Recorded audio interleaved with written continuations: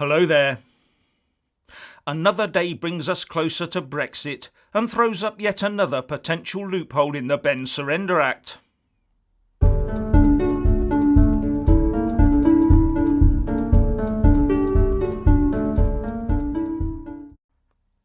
As we all know, the Benn Surrender Act could require or even force the Prime Minister Boris Johnson or someone on his behalf to write a letter to the President of the EU Council, Donald Tusk, and beg the EU 27 for an Article 50 extension.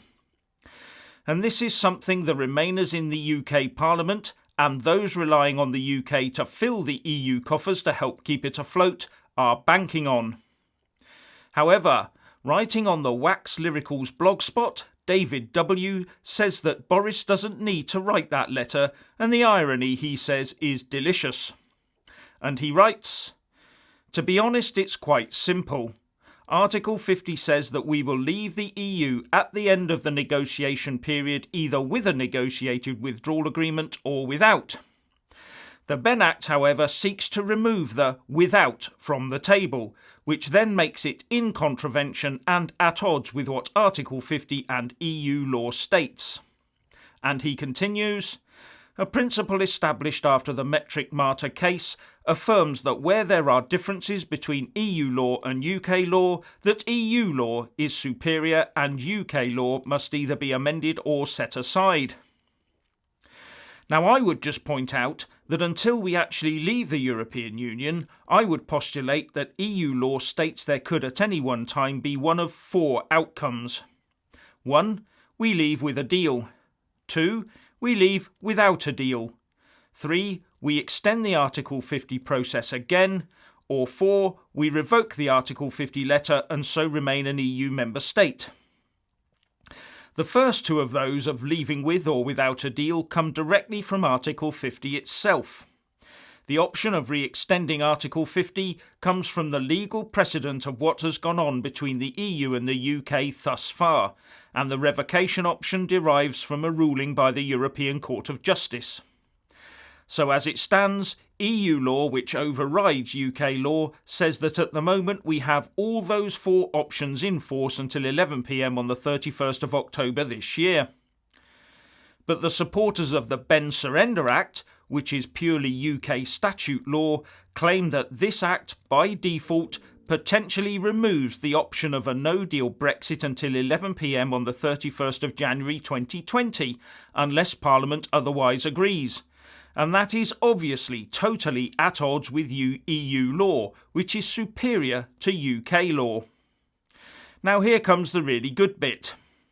As the author of the piece points out, under Article 2 of the Benn Surrender Act, the extension request letter need not be sent if the House of Commons has approved to the withdrawal of the UK from the EU under Article 50 without a deal, which the House has already done with the full force of an Act of Parliament via the EU Withdrawal Act 2018, which now has a commencement order in place to bring it fully into force.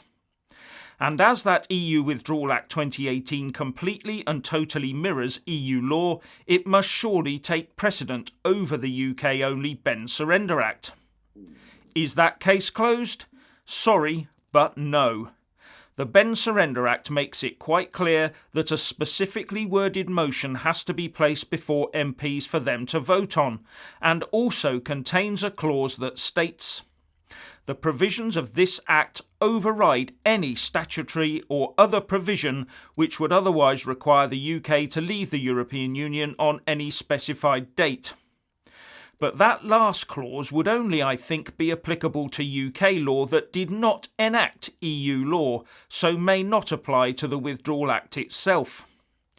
Which brings me on to the problem of the human element, in the form of the UK Supreme Court judges, who will be the final arbiters in any such case.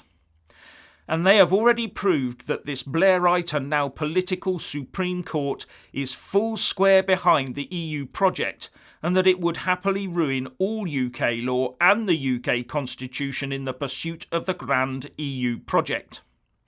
So although I would support the logic behind the author's argument, I would just say that, As we found out with the Speaker John Bercow and the prorogation case in the Supreme Court, just like democracy where it's down to those who count the votes, the law is always down to those that interpret those laws and make the binding judgments. Decades of filling our establishment with pro-EU people at every level is really bearing fruit for the Remainers, isn't it? Anyway, what do you think?